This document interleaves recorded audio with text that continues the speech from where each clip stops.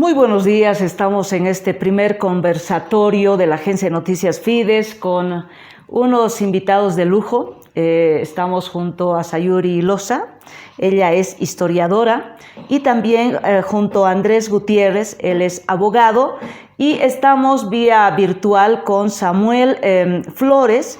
Él hasta hace muy poco era miembro del Tribunal de Justicia Indígena Originaria Campesina y también ha sido ex curaca de la Nación Caracara, ¿no? En el departamento de Chuquisaca. Entonces, tenemos a estos tres invitados, Sayuri invitada, para conversar un tema que nos ha provocado, ¿no? En esta coyuntura en la que obviamente estamos frente a unos escenarios bastante interesantes que tienen que ver básicamente con cuáles son los roles de actores en el escenario político, pero también estas piezas, ¿no? Estas piezas que se van moviendo, que son actores políticos permanentes de la coyuntura, y bueno, queremos con ellos charlar estas relaciones de poder que están en nuestro momento político. Sayuri, ¿qué tal? Un gusto tenerte en este espacio. Nancy, Samuel, Andrés, es un placer para mí estar con ustedes. Vaya que estamos viviendo un momento de esos que se llaman ojo del huracán. ¿Qué pasará? Bueno, yo soy historiadora, puedo hablar del pasado. Al futuro no estoy segura, pero creo que vamos a poder tener las ideas claras en este conversatorio con, bueno, invitados tan importantes como los chicos. Andrés, un gusto. Un gusto, Nancy, Sayuri, Samuel. Es un placer estar con ustedes y poder compartir este espacio que ya de sobremesa ha sido muy interesante. Yo creo que va a ser muy constructivo para todos nosotros y para quienes estén viendo esta transmisión. Samuel, un gusto. Aquí te estamos escuchando también. Bueno, muchas gracias por la invitación. Un gran saludo a los panelistas que están ahí presentes, a Sayuri, que no lo conozco en persona, pero sí he escuchado en algunas actividades que ellos lo realizan, y también al estimado licenciado, ¿no? Está ahí presente Andrés. Un gran saludo igual a la distancia desde Sucre. Bueno, un gusto conocerlos, pues estamos ahí para aportar desde nuestros trabajos y desde nuestras luchas que estamos haciendo dentro de nuestro Estado plurinacional de Bolivia. Muchas gracias. Gracias, Samuel, y un gusto. Y aquí les dejo un poco la idea, ¿no? Estamos viviendo un momento político bastante particular, ¿no? Ahí se van moviendo unas fichas, parece un juego de ajedrez también, ¿no es cierto? Un juego de tronos, como decía Sayuri. ¿Qué te provoca, Sayuri, este momento?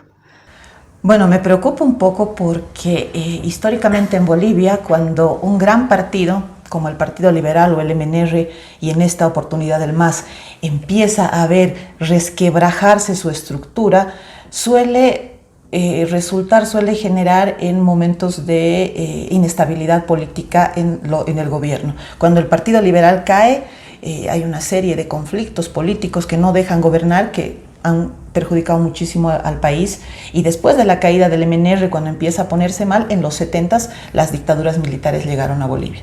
¿Qué va a pasar si el MAS se cae, si el MAS se quiebra? Que es lo más posible, porque hemos visto ya que hay diferencias irreconciliables como en los matrimonios. Pues de nosotros depende ver y evitar que haya una inestabilidad.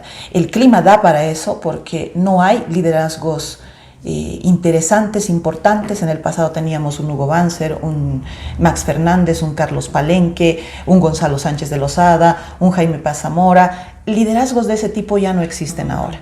Hay además una desconfianza fuerte de la población debido a los hechos de corrupción, no solo dentro del gobierno central, sino también en municipios, en gobernaciones. Los casos de corrupción que han venido junto con esta inestabilidad política son inaceptables, ¿no? Por eso ya no hay fe en las instituciones.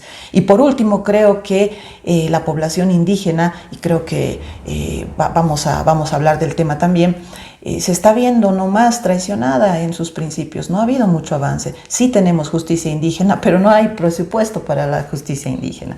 Sí tenemos mucho de símbolos, de representación. Somos un Estado plurinacional, pero por ejemplo, recientemente se ha identificado mercurio en la sangre de los indígenas cesejas. Y nadie está haciendo nada por eso. Si algo, por alguna razón tendríamos que salir a las calles a protestar, no es por la nariz de Colón, sino porque están muriendo nuestra gente, nuestros pueblos indígenas están desapareciendo. ¿Y todo por qué?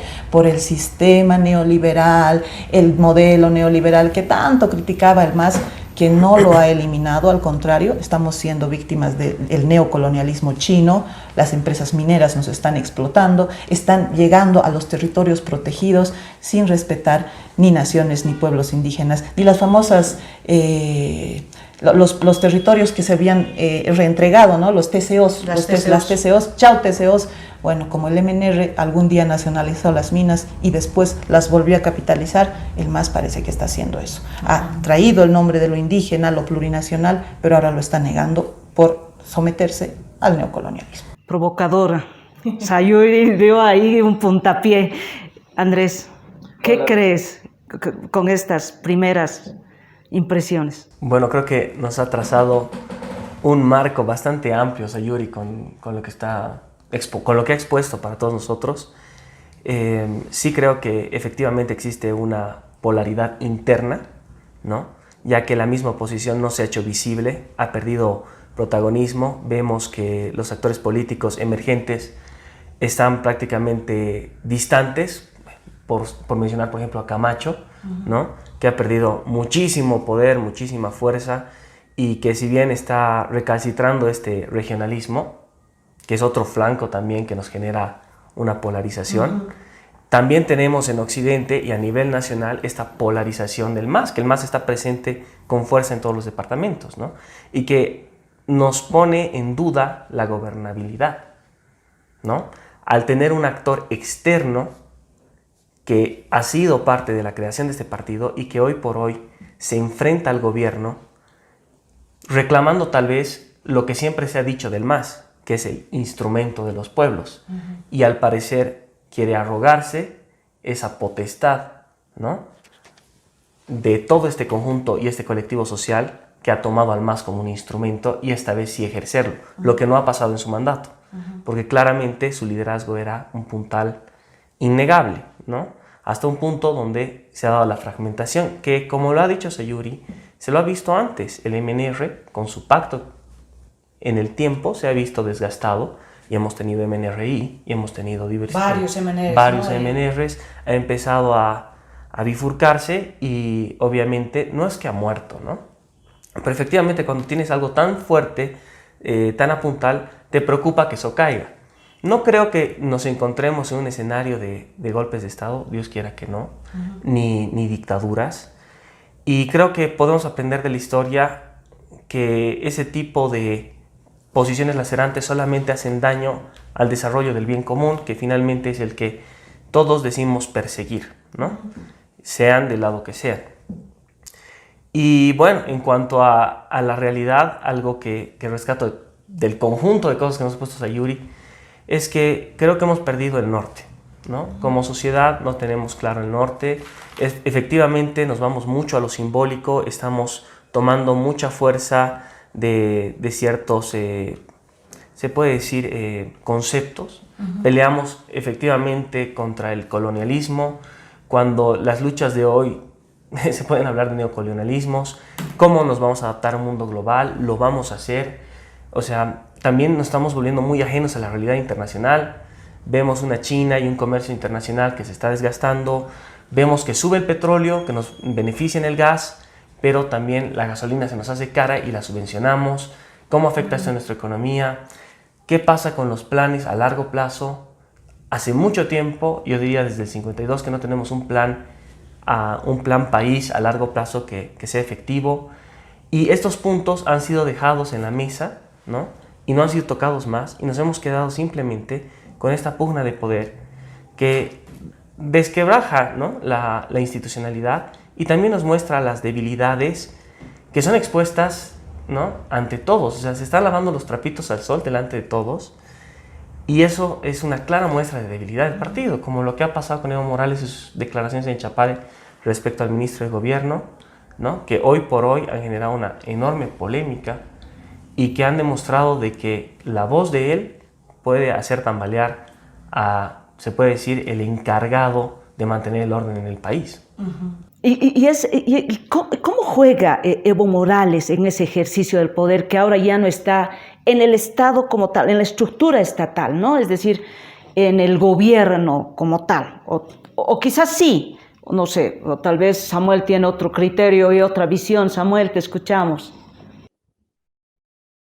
Bueno, desde nuestras luchas que estamos en Bolivia como representantes y como líderes de las diferentes naciones, pueblos indígenas, hemos visto en las últimas décadas de nuestro Estado, nuestra República y ahora Estado plurinacional, la población continúa en ese camino de colonialismo. Yo hablo siempre que hay un neocolonialismo en Bolivia.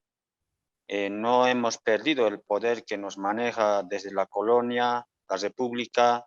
Sabemos muy bien la historia, los que por lo menos estamos en pie de lucha, de que el poder no se ha perdido, ¿no? De la colonia.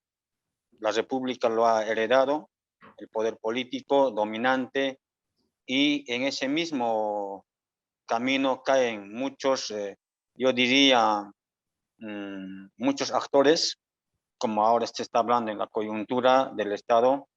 No existe una conciencia desde la sociedad, fácilmente pierde su historia.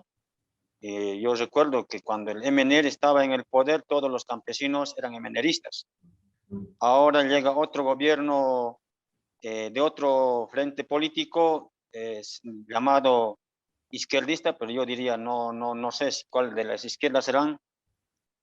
Nuestra gente del campo y también la ciudad, la clase social media hasta alta, pues por intereses yo diría, se pasan a ser masistas, ¿no?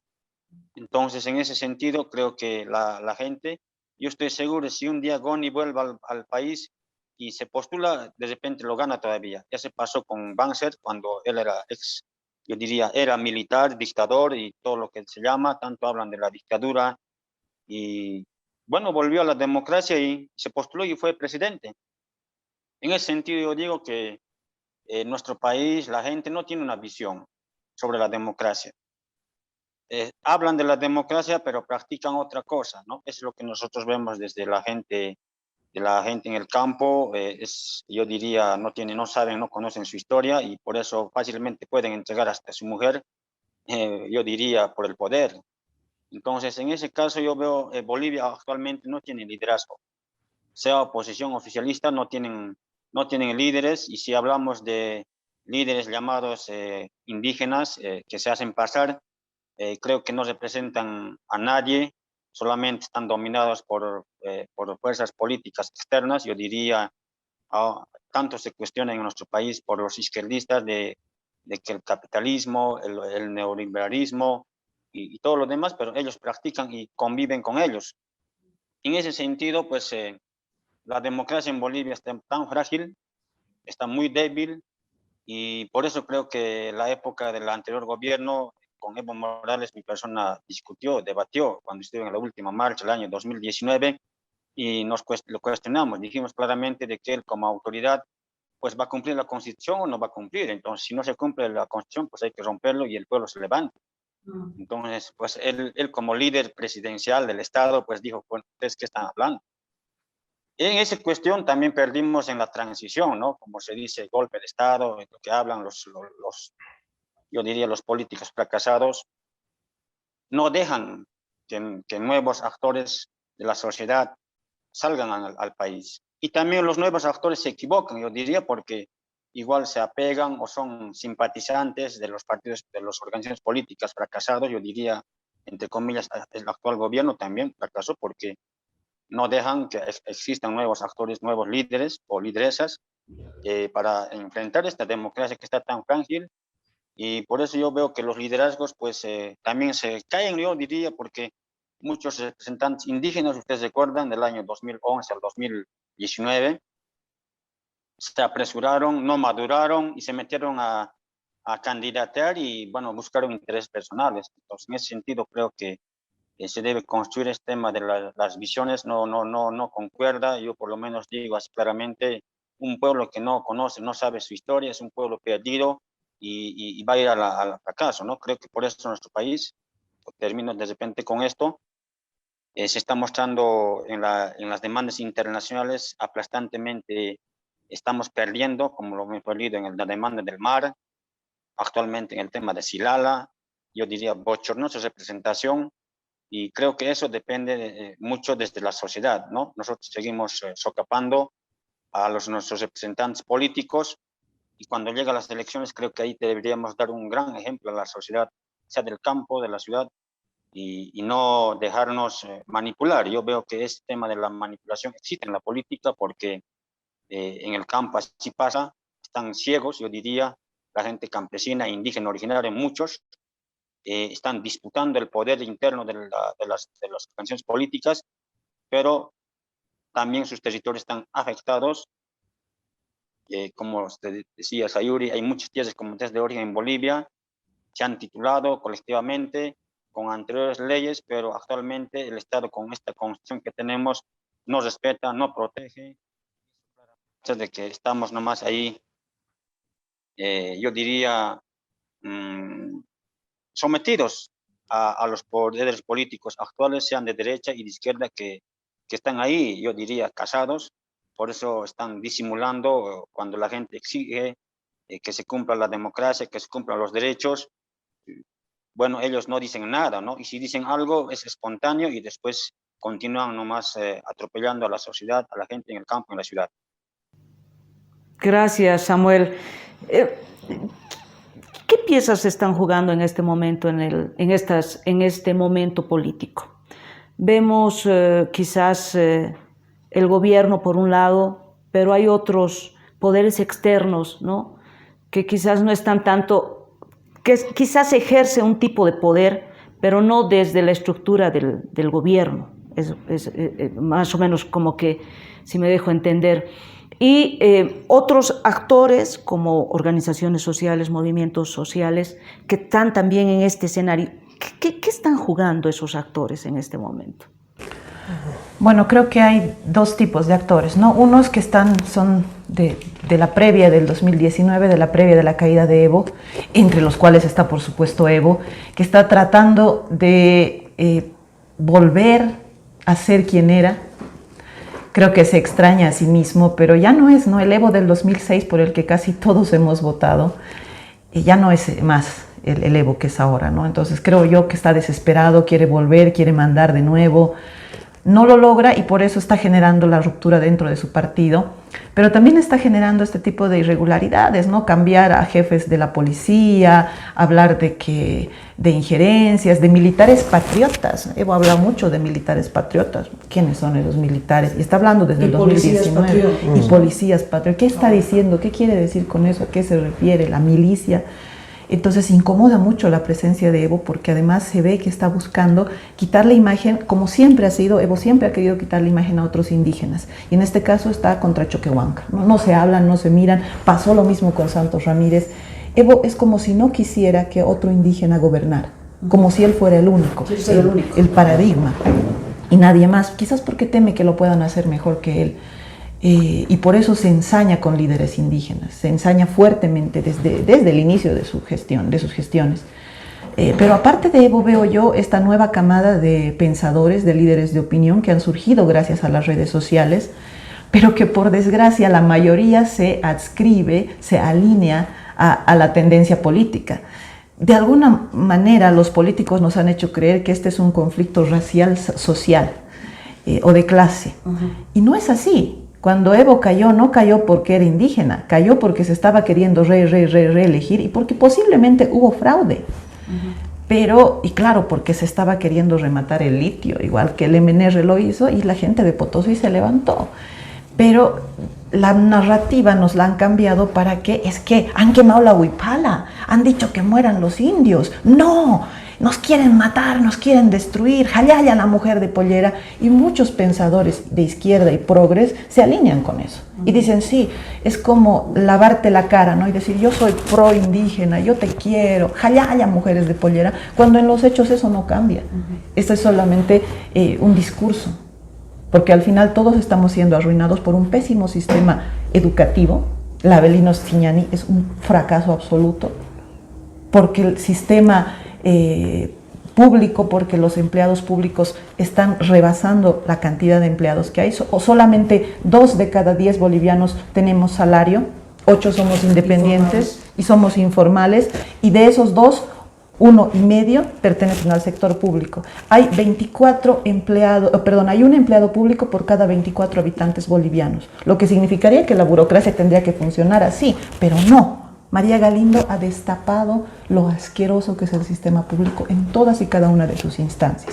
Pero no vamos a hacer que sea una guerra de razas. Hay racismo, me están diciendo indio, me están diciendo tal, mi piel morena. Ese tipo de palabras, ese tipo de discursos de odio están escondiendo los verdaderos problemas bolivianos. Y no solamente del occidente, no son solamente estos pensadores indianistas, indigenistas, progres que hablan de eso, sino que en el oriente, en Santa Cruz te dicen, esta es la mejor tierra, nos quitan la plata, se la gastan ustedes abajo el centralismo, como si el centralismo nos diera plata a los paseños, chuquisaqueños, hondureños, que estamos igual o peor que Santa Cruz.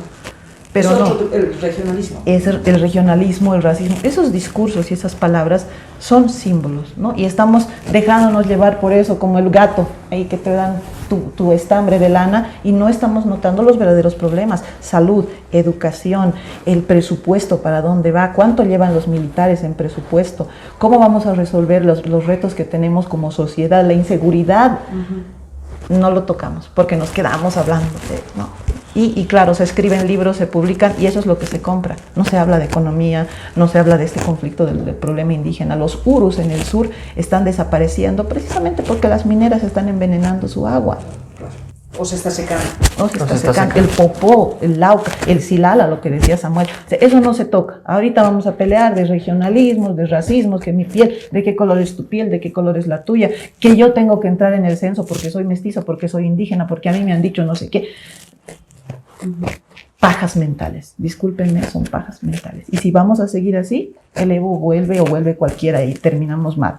Ha descrito Sayuri el poder de Evo, ¿no? El poder y el intento de retornar, creo, ¿no? ¿Cómo vemos a Luis Arce desde el gobierno, desde el Estado? O sea, es otro actor, ¿no? En este juego. Claro. De hecho, ha tomado una particularidad, ¿no? Y es el hecho de tener un Estado tan frontal y publicitario. Hemos pasado a un Estado que parece pues que se maneja bajo cortina, ¿no? Donde las cosas ya no se develan, donde las noticias poco te dicen, ¿no? Si hacemos una revisión de los medios audiovisuales, ¿no? De la televisión, podemos ver de que se habla más de estas noticias rojas, de asesinatos y demás, que si bien merecen la atención debida, dispersan la atención en cosas que también son importantes. Sayuri dijo algo muy claro. No tenemos muy claro dónde estamos apuntando, ¿no? Creo que hemos coincidido los tres en eso. No tenemos un norte muy claro, no hay horizonte. Pero vemos que el gobierno de turno sí toma algunas medidas de las cuales nos enteramos después, ¿no? Se le juzga de oposición por ser un títere, bueno, ya saben qué burlas hay, el tilín. Pero yo creo que queda mucha tela para cortar y mucho tiempo de poder por ejercer como para sentenciarlo todavía, ¿no? Finalmente hay que reconocer que Arce ha estado en el poder tanto tiempo como Evo. Claro, ¿no? Casi el mismo. Claro, y nosotros sabemos de que no hay gobierno si no hay plata. Y para que él se haya tenido que mantener, de una u otra manera, la economía ha tenido que mostrarse más sólida. Respecto a esto de la polarización que señalaron del papel de Evo, ¿no? Y este tema de la sociedad, es que estamos polarizados no solamente en lo político, sino en lo social, ¿no? A un cruceño le hablas de la masacre de Terevinto y te lo puede rezar en verso, ¿no? Pero hablarle a un paseño y no vas a ver de qué estás hablando. Pero estos son símbolos que son llamados a carne, ¿no? Porque son parte de tu crianza cuando eres chico, en los momentos cúspide. Por ejemplo, cuando había las elecciones y se tenían dos frentes fuertes, el MAS y CC, y de pronto como actor emergente aparece Camacho pidiendo un regionalismo incalcitrante, donde el cruceño te decía, no voto por mi país, voto por mi región, voilà, ¿no? Y esto se repite efectivamente en Oriente, en Occidente, y estamos con estas, yo diría que son taras sociales de nuestra sociedad, porque realmente nos han arraigado y nos han perjudicado, pero desde siempre, ¿no? Efectivamente, yo creo que tenemos que superar esta brecha y entender que somos una sociedad pluricultural interdependiente. No hay A sin B en este país y lamentablemente A está en contra de B siempre, ¿no? No entendemos de que puede haber cogobernanza, que podemos tener pactos, que podemos buscar horizontes conjuntos. Y es que ahí está el problema, por eso hablamos de muchas izquierdas, de si es izquierda o no es izquierda. Alguna vez un politólogo me dijo, en política la guitarra se la agarra a la guitarra la tocas con la izquierda, ¿no? Y la agarras con la derecha, ¿no? O, claro, o sea, enfatizándome de que vas a entrar por la izquierda, pero al final es con la derecha con la que manejas las cosas. Y lo que decía ciertamente... un poco Samuel, ¿no? Es decir, claro. tu sentido de oportunismo, ¿no? Bien político. Y al final es que llegamos a un punto donde tenemos ideales, pero pasamos por este filtro que es el espacio público y vemos un montón de necesidades y carencias donde el discurso no traspasa, pero no abandonamos el discurso. Mantenemos la espuma, no damos un estado de realidad de las cosas. ¿Por qué? Porque los bolivianos somos como en el fútbol, ¿no? Técnico que no funciona, se va. Lo mismo. Entonces, si las cosas aparecen o aparentan no funcionar, esa persona no funciona. Se tiene que ir. Yanine Áñez, cuando entra por uno u otro motivo, sinceramente yo creo que las cosas se han dado como se las han cosechado y se ha sembrado, ¿no? Y no creo que haya habido un golpe de Estado. Pero bueno, independientemente de ello, ha tenido una pésima gestión, ¿no? Ha tenido una coyuntura de muy mala suerte, ¿no? Lamentablemente te toca una pandemia, tenemos problemas igual con el petróleo y otro punto muy importante, inexperiencia. Teníamos una cantidad de funcionarios que han trabajado durante 14 años de forma exclusiva y de pronto queríamos sacar funcionarios que ocupen sus labores sin saberlas ejercer de la noche a la mañana. Y eso también nos muestra de que la institucionalidad sí importa, pero ¿qué institucionalidad construimos? Hoy por hoy ha habido lo mismo. El tema es si hay institucionalidad. No existe, porque ha habido un aparente durante 14 años porque había un pacto de paz, ¿no? Que finalmente no era la gente tal vez idónea, pero finalmente ha ido aprendiendo a trabajar en su sector y con vicios, con no vicios, algo sabía de cómo funcionaban las cosas, o sabía finalmente, y ya también sabía las mañas, ¿no? Para trabajar las cosas, ¿no? Pero ahora nos encontramos con un Estado que nuevamente se renueva, donde hay gente que sabía y la que no sabe, y la que entra con nuevas ideas. Y algo que uno desde afuera siempre nota es que cada persona que entra a regir piensa que tiene la fórmula perfecta para hablar las cosas. Y no es así. Como que la última palabra. La última palabra. Y de pronto te cambian el teléfono y se atiende en personal. Y luego vuelven al teléfono porque efectivamente era el teléfono el que funcionaba y no con personal. Y estas cosas hacen que dilatar las cosas, pérdida de tiempo. Igual, si buscamos en la función pública, ¿se cumplen los términos de referencia? ¿Realmente se cumplen los manuales? ¿Realmente se siguen los pasos? No. Se quedan para el librero.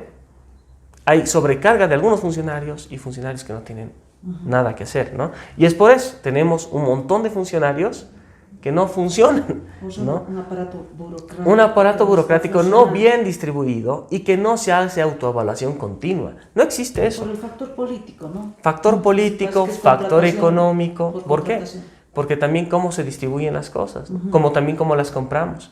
Y ahí nos vamos a otras coyunturas, como decía, la económica, la internacional, cómo manejamos las cosas. Decíamos, no vamos a cometer el mismo error que hemos cometido con la minería, cuando hablamos del salar. Y bueno, cuando Evo estaba, íbamos a rifar a Alemania nuestro salar. Y realmente rifarlo por nada. Y nuevamente nos damos cuenta que no tenemos músculo internacional y eso es producto de una falta de institucionalidad, de una falta de formación y también de tener un poco más de meritocracia. A mí me gustaría saber qué rol juegan las organizaciones sociales. Es decir, hay todo un pacto de unidad que llama el MAS, ¿no es cierto? ¿Qué rol juegan? De influencia, de presión, de someterse ahora al gobierno, o más bien tienen una línea más evista, ¿no? Y en esa lógica, no hay que olvidar, no hace mucho, en enero más o menos, le pusieron contra la pared, si se puede decir eso entre comillas, al propio presidente. El presidente tuvo que ir con el vicepresidente al pacto de unidad y explicar de los ministros, etcétera, ¿no? Entonces bajó las aguas y no hubo cambio de gabinete, pero sí juegan un rol y lo juegan desde hace tiempo y parece que para el MAS es su fortaleza, ¿no? Samuel, ¿qué tú dices de esto, de los movimientos sociales y este rol que están jugando? Hemos hablado de Evo, de la figura de Arce, ¿y qué dices tú de los movimientos sociales?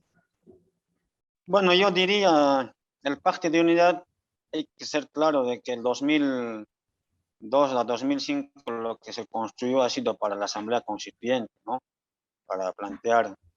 Pero ya después el Pacto de Unidad se convierte en un botín político. Las organizaciones sociales, los 5 a nivel nacional y otros como Central Obrera, que jamás han sido dentro del Pacto de Unidad, convierten en un pacto político se pasan de la lucha al poder. Y por eso creo que el país fracasó. ¿Quién tiene la culpa? Es el líder del movimiento al socialismo.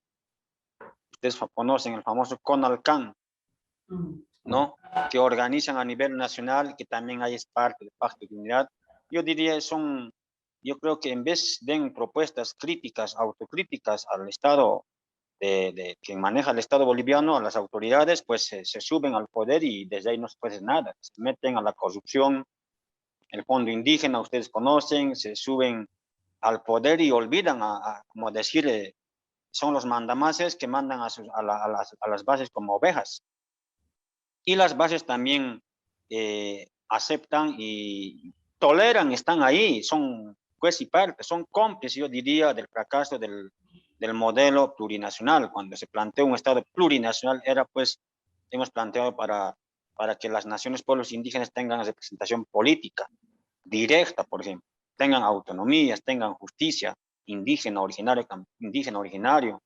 Bueno, lamentablemente, pues esto ha llegado de que estas organizaciones sociales, a nombre del Pacto de Unidad, unos cuantos dirigentes han llegado a ser de dirigentes, a ser alcaldes, concejales, diputados, senadores, y después de eso bajan de vuelta a las organizaciones sociales. O sea, se ha vuelto un grupo de corruptos, yo diría, dividores de este espacio. ¿Y quién está haciendo esta situación? Es el gobierno. En ese sentido, yo diría que el Pacto de Unidad para nosotros no existe, por lo menos yo, como he sido parte de la Nación Caracara como autoridad, hasta 2012 sostenemos que el CONAMAC no se politice. Después, desde el día que se ha politizado a un frente, a otro frente, como yo diría, la palabra clara va a decir, el Pacto de Unidad, los dirigentes han vuelto prostitutos políticos. Ustedes recuerdan cuando está en el gobierno anterior en el poder, todos apoyan al poder. Cae el gobierno, renuncia, sube las llanillas, transición, yo diría, se van todas las organizaciones sociales a yunquearse. Entonces, ¿de qué principios hablamos? Este mismo Guarachi, ¿no? Pide la renuncia del Evo y después ahora sigue ahí. Entonces, aquí hablamos que las organizaciones sociales son las que están destruyendo nuestro país por intereses personales, económicas, y por eso se han olvidado de la Constitución. No existe la institucionalidad para mí, porque si habría institucionalidad se estaría materializando todo lo que es la Constitución, se estaría respetando las leyes, no existe eso. Gracias, Samuel. Vamos a seguir nosotros, ahorita vamos a establecer nuevamente la conexión con Samuel, pero yo quisiera volver a lo que decía al principio Sayuri, ¿no? Que decía que hay un resquebrajamiento en el MAS y que esto puede afectar al Estado, es decir, en el manejo del Estado, porque los problemas del MAS parece que están rebotando, ¿no? No sé, o tal vez es una percepción equivocada. ¿Cuánto puede afectarnos? Es decir, al resto, al manejo, porque estas movidas de lo último que ha sucedido, por ejemplo, en la estructura de la lucha contra el narcotráfico, es una cosa muy delicada, ¿no? No es cualquier cosa, ¿no? Así es, a eso me refería yo cuando decía que hay mucha inestabilidad cuando el partido de gobierno empieza a tener conflictos internos. No pienso que haya golpes de Estado, pero sí este problema, este desequilibrio, ¿no? De llegar a tener... Me acuerdo que en el gobierno de Banzer hubo un problema entre los pitufos y los dinosaurios, que tú te debes acordar, Nancy. Y eso le ha hecho moverse a Banzer, que claro, la el hecho de que se enfermara y muriera ya le dio paso a Tuto, pero ¿qué habría pasado? Entonces, el problema de esto es que cada quien va por su lado. Choquehuanca ya está organizando gente para poder encarar las elecciones porque quiere candidatear. Y la gente de Choquehuanca se va con él y no con Arce, y son funcionarios públicos. Entonces, un viceministro, un ministro, un secretario empiezan a ponerle trabas al otro, al que está del otro bando, porque Arce también está pensando repostularse, pienso yo, porque está con perfil bajo, está tratando de no mostrar, de no decir nada. Solo paños fríos. Paños fríos, calladito me veo más bonito, voy a hacer gestión, no me voy a meter con nada, y lo está haciendo, lo está sobrellevando. ¿Lo sostendrá por los 5 años? No estoy segura. Y en el caso de Evo está pinchando para ver por dónde entra. Pero lo otro que veo también de Arce es que la gente de Arce está buscando también de alguna manera sacarlo al Evo, ¿no? Miren, narcotráfico, no sé qué. Porque de alguna manera sí, hay la necesidad de anular a Evo.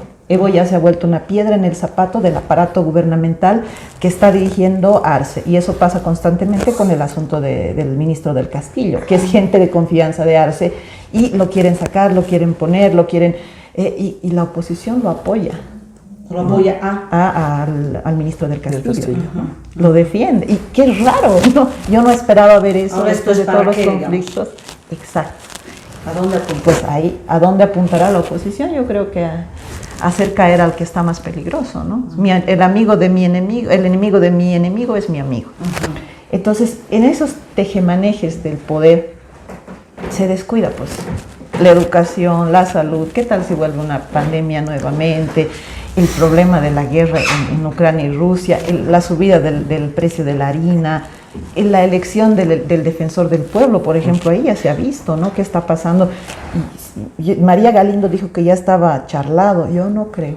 No, porque además el MAS quizás tenga que jugar su primera batalla interna, ¿no? Porque ahí vamos a saber quién es quién, ¿no? Ahí vamos a saber quién es quién. Y capaz ya acabamos con Cyborg como defensor del pueblo. Y eso es lo que suele pasar, ¿no? O sea, a veces, cuando hay conflictos en lo grande, son los de abajo los que se empiezan a ver favorecidos, porque, qué sé yo, aparece un advenedizo, alguien nuevo, y ya lo agarran y lo ponen a él.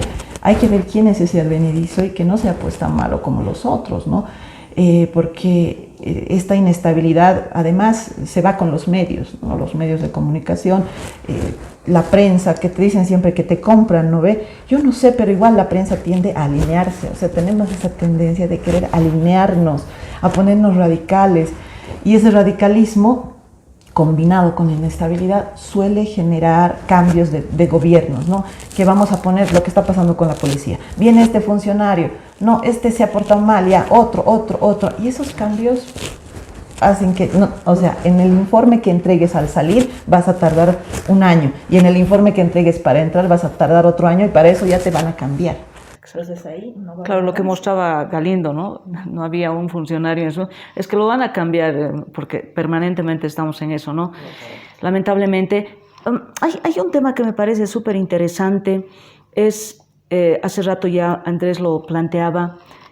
¿Qué hacemos frente a este escenario, no? Es decir, el MAS está jugando sus internas de manera muy en esta lógica de juego de ajedrez, el poder, ¿no? Golpeando al poder, al gobierno, ¿no? Desde afuera, ¿no? Para demostrar, soy más fuerte, ¿no? O sea, date cuenta con quién estás tratando, es decir, tengo una base social que aquí me puede apoyar. Allí, como dice Sayuri, el presidente, perfil bajo, mejor, ¿no? Es decir, no me meto mucho en el lío del MAS, ¿no? Prefiero mantenerme por aquí, hasta por ahí nomás iré. Parece estratégico también, ¿no? Pero el hecho de esta polarización, ¿no? Esta lógica de, además, confrontarnos con el otro, que es persistente, ¿no? ¿Cómo avanzamos en eso? Porque también es riesgoso, ¿no? Es decir, siempre ver al otro como el enemigo, ¿no? ¿Cómo superamos, cómo vamos trabajando en eso cuando estamos con un partido poderoso, peleándose, afectando al Estado, pero además por el otro lado alentando la polarización con el opositor, ¿no? De manera muy fuerte, de manera muy ruda? ¿Cómo avanzamos en eso? ¿Es posible dialogar, no dialogar? El diálogo, ¿no? Es una palabra tan fuerte y tan poco valorada. Nuestra cultura parece no ser muy de diálogo, sino de imposiciones, ¿no? Nos imponemos unos a otros y también somos guerreros con la cola quemada. ¿Por qué? Porque sabemos que quien está atacando tiene algo que ocultar atrás o casualmente eso sucede, ¿no? Recuerdo un hecho el año pasado en Santa Cruz, cuando al presidente le hacen izar la bandera huipala, ¿no? Cuando Camacho no estaba en su mejor momento ante los cruceños, ¿no? Hace este piroplo, ¿no? Que es más que una manipulación, y claro, se gana otra vez ese fervor regionalista. Y en nuestro caso vemos a bueno, retomo algo que dijo Sayuri, ¿no? Hay actores emergentes después de lo que pasó en la transición y los que venían de atrás. Y yo creo que alguien que ha vuelto, no alguien, sino un sector de la población que ha vuelto a tomar mucho protagonismo es el Chapare, ¿no? El Chapare se ha vuelto un punto neurálgico de conflictos, ¿no? De misterios, de pugnas, de ataques y de también contraataques, ¿no? Ahora, si bien tiene esta figura por delante que es Evo Morales, que es la que está tomando la batuta, que es la que se está poniendo ante la gente, no podemos negar de que el Chapare por sí mismo ya tiene una fuerza política, social, económica, ¿no? Y además reconocida. Cuando ha habido resistencia, ¿no? Durante la transición, el Chapare era el puntal, el Chapare no se tocaba, ¿no? Entonces este tipo de situaciones también nos muestran de que no es solamente una pugna de un ego enorme, ¿no? Una figura eclipsante con un gobierno timorato que está buscando salir del paso, pero si bien se está atacando, creo que no se están midiendo las fuerzas, ¿no? ¿Por qué? Porque no es un momento de ataques. Se está desestabilizando una gestión que puede ser contraproducente al mismo MAS, ¿no? Porque estos desgastes, y lamento decir esto, pero muchas veces en política, aún los confesos de un partido, fanáticos, devotos, son oportunistas. Porque han sido amigos de uno y han sido amigos de otro. ¿Y por qué no desentenderse con uno y entenderse con el otro? Y pasado el año, entenderse nuevamente con el otro. Entonces vemos un Evo Morales que viene como una aplanadora, ¿no? Con un montón de fuerza, pero que poco a poco va desgastándose. Y si se busca un revocatorio y se lo gana, el MAS tendrá también el músculo para enfrentar una nueva elección. ¿El país estará listo para algo así? También es algo que políticamente deberán evaluar ellos, ¿no? Y si se están apuntalando para las próximas elecciones, ¿por qué están haciendo una construcción tan vulcanizadora por dentro, que remueven las cosas y que no saben dónde van a quedar, ¿no? Porque tenemos un montón de fragmentados que parecen estar en un bando, pero no es que lo estén, porque es coyuntural. Y yo les digo, y hablemos de fidelidad de los funcionarios. ¿Qué ha pasado con la Alcaldía de La Paz en 2 oportunidades? Adel Granado se presenta como candidato a presidente. En La Paz pierde hasta con el Partido Verde, ¿no? Sí. ¿Dónde están esos 7,000 funcionarios? No estuvieron. Porque hay desgaste, porque hay peso, porque hay pugna, y eso desgasta. Y como no hay consulta, no hay trabajo interno, y ellos simplemente trabajan y ganan plata, y la dirección política es algo externo, hay una separación. Lo mismo le ha pasado a Revilla, ¿no? Entonces, lo mismo puede pasarle al MAS, porque ahorita esta tensión de que hay gente de Choquehuanca, hay gente de Arce, y no me van a decir que no hay gente de Evo, porque es parte de la negociación, ¿no? Me están obligando a pagar, más resentimiento. Me están obligando a hacer esto, dicen que van a hacer esto, salen con otra cosa, que es algo normal, porque las cosas se arreglan arriba. Y si algo ha mostrado el MAS hasta la fecha, es que es un partido jerárquico, ¿no? Aquí no hay el instrumento político, aquí hay jerarquías, y de arriba se decide lo que se hace abajo, y si han estado manteniendo el poder es justamente porque ha habido esa obediencia, ¿no? Si tienen una posición en la Asamblea Legislativa, que les pueden decir levantamanos, todo lo que quieran, pero es porque se decide arriba y se cumple abajo, ¿no? Algo que los otros partidos no, son totalmente divergentes, no se entienden entre sí, no tienen fuerza política, ¿no? Entonces, esta pelea constante entre el MAS efectivamente nos pone en un escenario donde se debe buscar el diálogo, porque el MAS debe entender de que no solo está perjudicando al país, sino a sí mismo. Si finalmente no le interesa el país y el bienestar común, le interesará su prosecución en el poder, mantener su estructura, no ser un nuevo MNR, ¿no? Porque eso es a lo que apunta. Evo Morales tiene un enorme grupo de gente que lo sigue, ¿no? Muchos años en el poder, mucha experiencia, mucho todavía que hacer. Y Choquehuanca siempre ha tenido también un atractivo dentro del MAS, ¿no? Un atractivo muy particular que siempre ha sido cuestionado por Evo Morales, ¿no?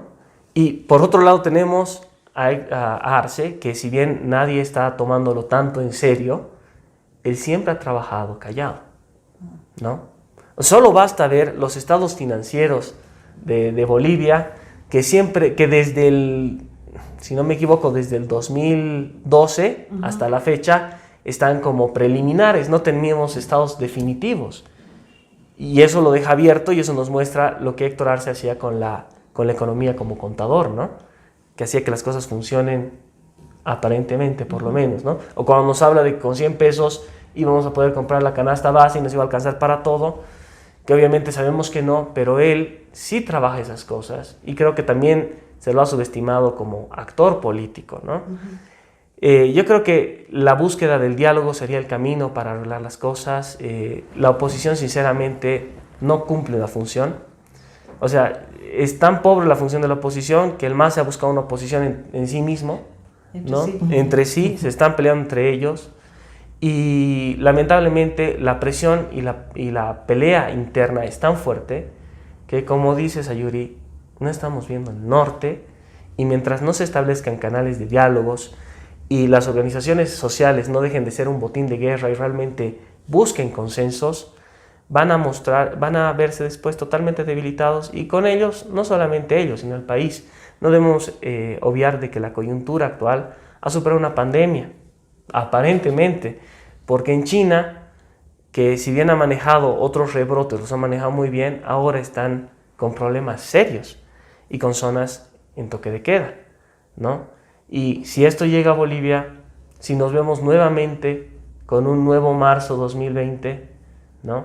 ¿Qué es lo que va a meritar? ¿El gobierno realmente va a cerrar las puertas? ¿Vamos a seguir trabajando? ¿Nos vamos a exponer a la enfermedad y vamos a ver a la gente caer como ha pasado? ¿No? Son preguntas que realmente nos hacemos porque no estamos abordando la coyuntura, y nuestra coyuntura se está centrando simplemente en una pugna de poderes internos que no buscan diálogo y que tampoco buscan un sentido al corto plazo, ¿no? Eso también hay que tomar en cuenta. Deben hacer conciencia de que su lucha vendrá de aquí a 4 años, y que mantener esta tensión desde un inicio solamente los debilita a ellos, ¿no? Ya casi al final, a mí me gustaría un poco que Samuel nos plantee, por ejemplo, cómo queda el movimiento indígena en este momento, ¿no? Es decir, ha quedado bastante también golpeado por el propio discurso del partido de gobierno, ¿no?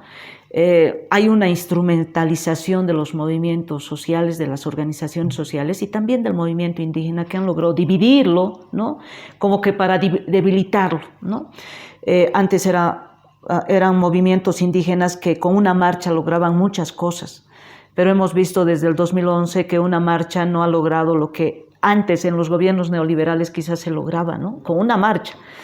Pero ha habido un proceso de debilitamiento del movimiento indígena que en sus tiempos, digamos, tenía una fortaleza.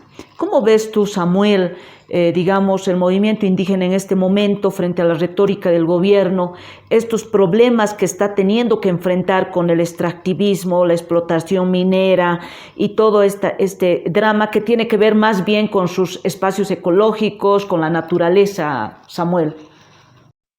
Bueno, antes de ingresar a este punto, yo quisiera acotar anteriormente que estaba planteándolos que, bueno, lamentablemente el gobierno, yo diría el Estado en sí, en su conjunto, el gobierno en ejercicio, no deja que se ejerzan derechos. No muestra de la institucionalidad, ¿no? El manejo de las normas, de las leyes. Siempre están queriendo hacer a su capricho, a su favor, y ese los hace un daño no solamente al Estado, sino al conjunto de la población, sino también ellos mismos se hacen daño, ¿no? Nosotros siempre hemos sido autocríticos, hemos planteado, hemos propuesto al anterior gobierno, a la transición y al actual. Lamentablemente, el que no escucha se jode, ¿no? Yo diría en palabras vulgares, siempre yo les he dicho, el que no escucha a una propuesta, una idea constructiva, pues es ahí lamentablemente ese es el fracaso de nuestro Estado, nuestro país y de sus autoridades, ¿no? Sean de la oposición, del oficialismo, piensan que todos ellos se lo saben y eso creo que no es bueno, siempre es escuchar y reflexionar, ¿no? En ese sentido también yo diría, si alguien se encapricha del poder, y creo que ese ha sido el fracaso del expresidente Evo Morales, ¿no? Y actualmente también la oposición lo mismo, ¿no? No piensan que todos son ellos lo que saben y no dejan que nuevos actores, nuevos líderes se organicen, se articulen. Y también la misma gente, líderes, yo diría, entre comillas, fracasados, líderes, yo diría ya muy antiguos, bueno, quieren seguir siendo en la palestra. Creo que eso hace un gran daño. Se puede rescatar muchas cosas positivas de los actores anteriores, pero también dejar que haya nuevas ideas y nuevos actores y el país vaya adelante. Entonces creo que por ahí va de que nuestro Estado no tiene institucionalidad, las visiones no funcionan, entonces en ese sentido. Ahora en el punto del movimiento indígena, creo que el fracaso ha venido de que los líderes indígenas, y como decía anteriormente, pues han pasado de las luchas al poder, han sido absorbidos. Y eso no han pensado los dirigentes, las autoridades, de que no es bueno subirse al poder cuando uno tiene no solamente una reivindicación esporádica, sino una lucha, una meta, un camino trazado. Dentro de ellos el Estado plurinacional, por ejemplo. Nosotros que estamos ahí desde las bases, como ex autoridades, como actores importantes de estas reivindicaciones, pues de las luchas de marchas que hemos estado en los últimos, en 2019, hemos podido lograr reivindicar no solamente para nuestro sector, sino a nivel nacional, al mismo asamblea que tenía 2/3 del año 2019.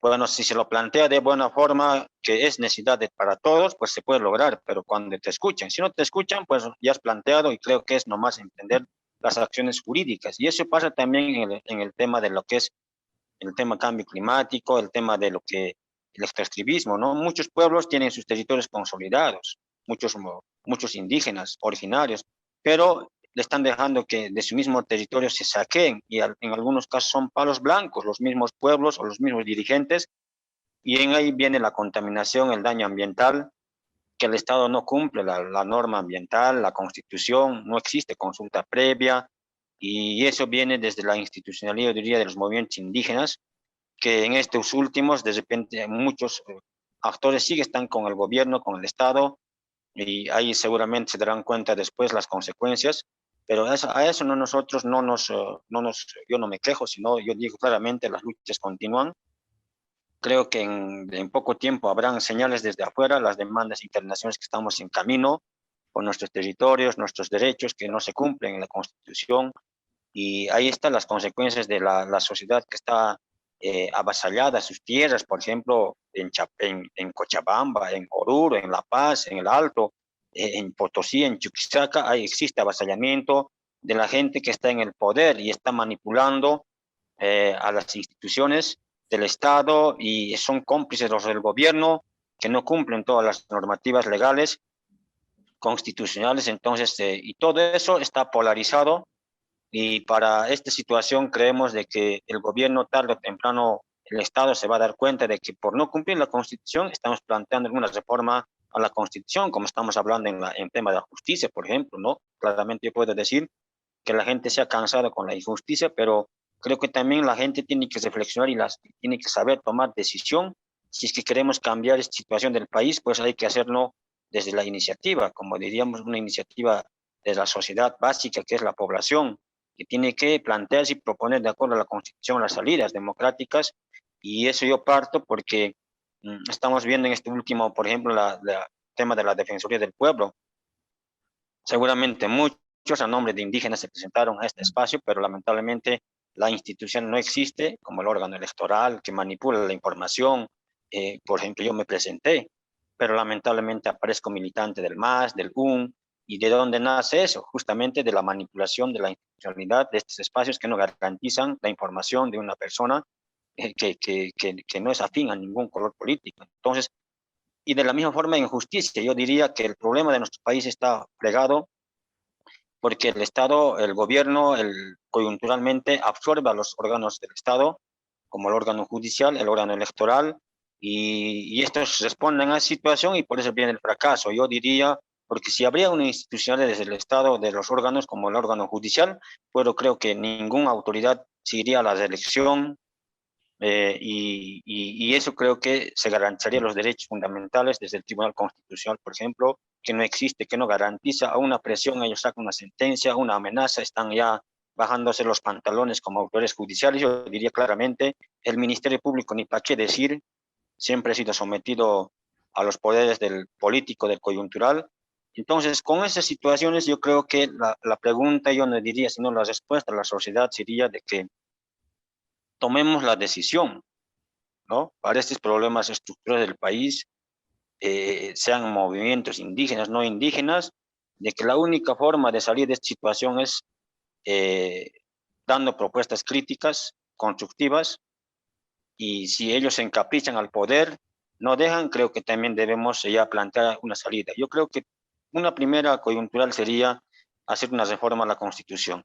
Aunque no quieran los del MAS, la oposición, en el tema de justicia, debe haber una reforma parcial a la Constitución. Yo propongo así claramente, y eso depende de la sociedad. Sea al año las elecciones judiciales, no nos interesa. Hay que reformar la Constitución al tema judicial para que exista justicia, y creo que uno sería eso. Y yo le claramente es democrático y no necesita presiones sociales. Si es que va a necesitarse, creo que la gente debe determinar también, pero ya no confiarse en el gobierno, porque hemos propuesto, personalmente yo les digo, y digo al país, hemos hablado con el ministro de Justicia, nos han convocado, hemos dialogado, hemos planteado, pero lamentablemente ellos no deciden. Quien decide es su jefe, que es el Evo, y si ellos un poco disimulan en la coyuntura de que están a distancia, es mentira, yo diría, porque al final de cuentas va a pasar desde en el año 2020, ¿no? Se articulan y llegan, y ese no podemos ya caer, yo diría. Si ellos no escuchan a la sociedad, a los actores, como estamos hablando en este momento, sería importante de que propongámonos nuevos actores, debatamos, dialoguemos en los 9 departamentos, ¿no? Como se ha pasado del año 2000, 2002, para la Asamblea Constituyente habían consultas ciudadanas y de ahí nació la Constituyente. Yo no diría que este es el MAS, ha sido la gente, los indígenas los que han planteado la Asamblea Constituyente, pero se ha generado una constitución de repente no sano, porque ustedes recuerdan que la constitución en Sucre trabajado se modificó en el Congreso, y ese es el resultado del fracaso, yo diría, del MAS y de la oposición, porque ellos han modificado una constitución de repente más reforzado, más construido, y ahora son los resultados. En 15 años, menos de 15 años, estamos hablando de esta situación. Y por último, también señalaría de que a los indígenas, yo les diría claramente, los derechos no negociamos. O sea, un pueblo, una nación, un líder que negocia sus derechos, yo creo que ahí está el fracaso. Entonces, en ese sentido, yo propongo a los movimientos indígenas, aunque estén divididos, entre comillas, yo diría, la división no lo han hecho ellos por un lado, y por otro lado el Estado, como quien dice, divide y reinarás.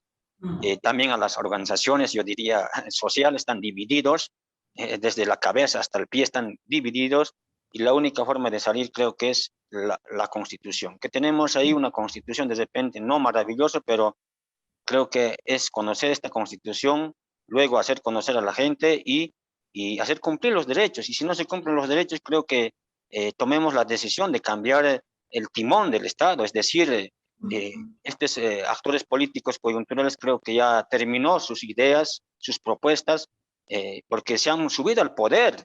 Yo, como decía al inicio, los movimientos sociales se han subido al poder, y el gobierno en turno, feliz diría, porque así no se avanza. El país creo que está en un límite de que se rompa la institucionalidad, de que este Estado plurinacional de Bolivia está en un límite de que si no se cumplen los derechos, pues claramente cuando salgan los del MAS o los del actual del gobierno van a decir quien entre, ustedes estaban en el gobierno, en el poder, ¿por qué no han hecho pues? ¿Por qué no han cumplido? ¿Por qué no han exigido sus derechos? Entonces ahí yo veo de que somos, yo soy autocrítico, claramente digo de que a nombre de indígena, pues muchos hablan, pero después son verdugos de los indígenas, ¿no? Ese ha pasado con el expresidente, el Evo, es un verdugo de los indígenas, yo se lo dije en su cara, no tengo por qué no decírselo, se lo dije porque nos gusta decir de frente y plantear también la propuesta, y el actual gobierno, al ALCE y al Choquebanco, yo se lo dije en diciembre del año pasado, de que si los derechos políticos de los indígenas no se cumplen, entonces ¿para qué están aquí? Estamos deploreros. O sea, un día nos dice sí, al día 17, no, el Choquehuanca, yo con mucho respeto al vicepresidente le dijo, él no toca pito, de repente ni ARCE, ni la asamblea, nos han dicho de que sí van a tener representación directa en Chuquisaca, como ya hay declaración constitucional, todos los jefes de bancada del MAS, y al día siguiente un telefonazo, todos se bajan los pantalones y las polleras en la asamblea y el ejecutivo. Entonces ahí vemos de que estos, los actuales diré, si ellos son autoridades de gobierno en ejercicio, pues que administren, que hagan, y si no, creo que ahí llegará el momento de decir, de aquí no se cumplieron los derechos, la Constitución, entonces cambiemos de mando, entrarán otros actores, otros gobiernos, pero no nos olvidemos de que tuvieron su tiempo, su plazo para materializar materializar los derechos de los bolivianos, 15 años de la Constitución, y no se han plasmado nada, sino ha habido retrocesos a la Constitución. Gracias Samuel. Ya al final, Sayuri, yo te agradezco muchísimo por haber participado de este conversatorio, el primero en realidad que tenemos aquí en la Agencia de Noticias Fides. Creo que es un tema que deja todavía muchos elementos ahí en el tintero, no se puede abarcar absolutamente todo. Creo que un rol también que juega ahí la oposición, que ya lo planteaban, pero que parece que también está ausente, digamos, ¿no? Pero hay que abordarlo, hay que abordar a la oposición y su rol en este momento, o las oposiciones, porque hay todo tipo de oposiciones, no solamente político-partidarias. Entonces, yo dejo este conversatorio aquí con el agradecimiento a ti, Sayuri, por haber participado. Muchas gracias.